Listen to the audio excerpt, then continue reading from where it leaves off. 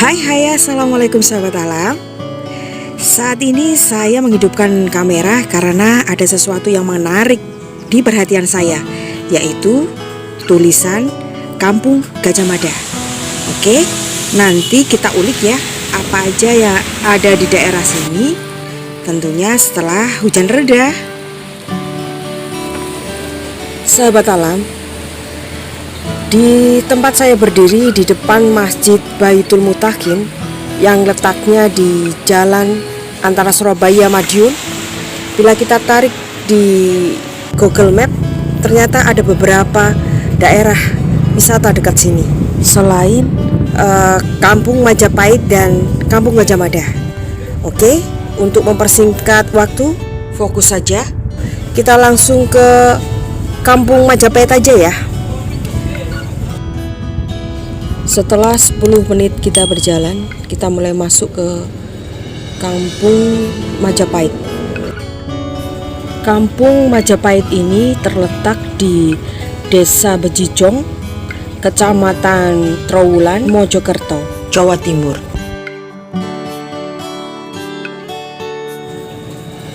Sesuai namanya, tampak bangunan di sini sebagian besar baik pagar maupun rumah terbuat dari batu bata merah yang sangat identik pada era Majapahit. Sedangkan ide tercetusnya Kampung Majapahit ini sebenarnya diperakasai oleh gubernur waktu itu, yaitu Bapak Karwo, yang terobsesi oleh kemegahan Majapahit pada waktu dulu. Juga karena di Trowulan itu sendiri tuh banyak peninggalan sejarah Majapahit, dan di Desa Bejijong sendiri terdapat peninggalan sejarah berupa Candi Gentong, Candi Brahu, dan Siti Hinggil.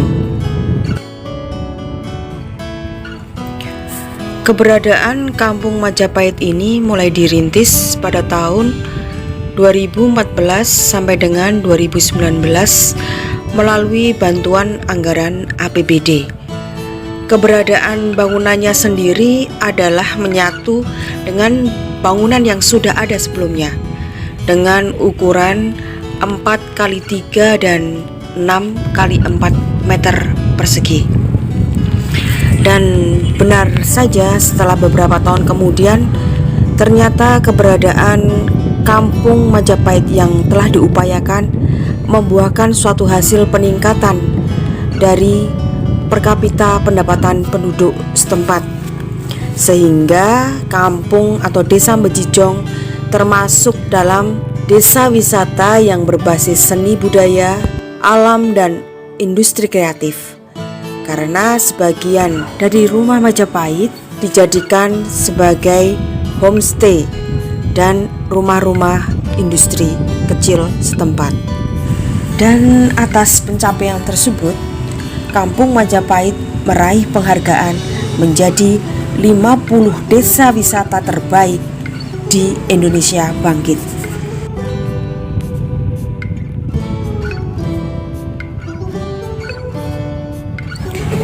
Ada gapura depan, kita belok kanan masuk, terus kita akan menjumpai gapura lagi, yaitu Gapura Siti Hinggil. Kita masuk ke lokasi Siti Hinggil, dan ini suasana dan kondisi Siti Hinggil saat ini. Di bangunan Siti Hinggil ini, sahabat, dipercaya atau ditandai sebagai makam dari Prabu Brawijaya atau disebut Dyah Wijaya dengan gelar Maharajasa Kertarajasa Jayawardhana, yaitu pendiri dari dinasti Majapahit. Beliau adalah raja pertama Majapahit dari keturunan Kerajaan Singosari dari Ken Arok dan Ken Dedes. Sahabat Lestari, ketika saya sampai di tempat ini, di tempat Siti Hinggil ini, hujan kembali turun. Seperti halnya saya melewati Candi Brahu dan Candi Gentong tadi. Hujan turun jadi tidak sempat saya abadikan. Di kawasan Sitinggil ini fasilitas lumayan lengkap. Ada pendopo, musola, tempat sanitasi yang memadai. Selain itu juga ada kios, tempat untuk membeli dupa atau peralatan yang dibutuhkan oleh warga bila ingin berziarah di tempat ini.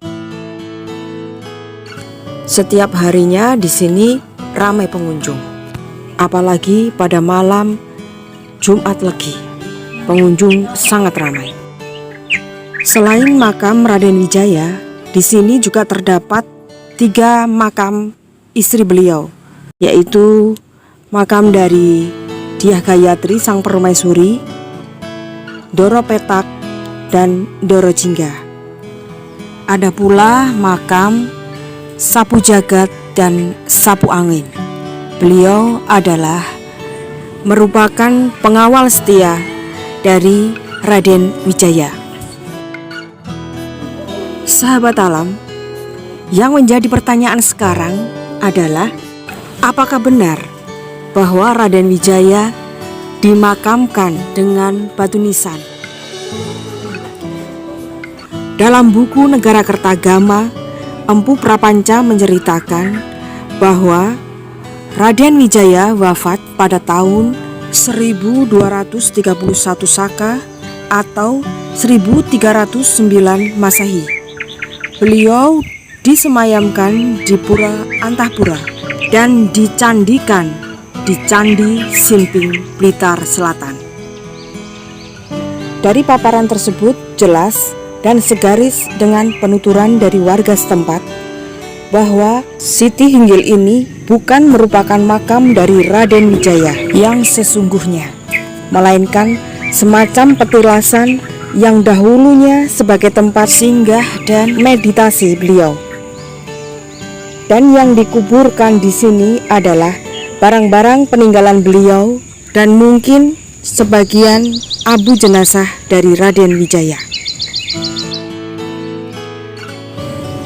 Nah sahabat, itulah sekilas perjalanan saya ke Kampung Majapahit. Semoga bermanfaat dan jangan lupa di like dan subscribe ya. Bila bermanfaat, di-share di media sosial yang kamu punya. Wassalamualaikum, salam rahayu.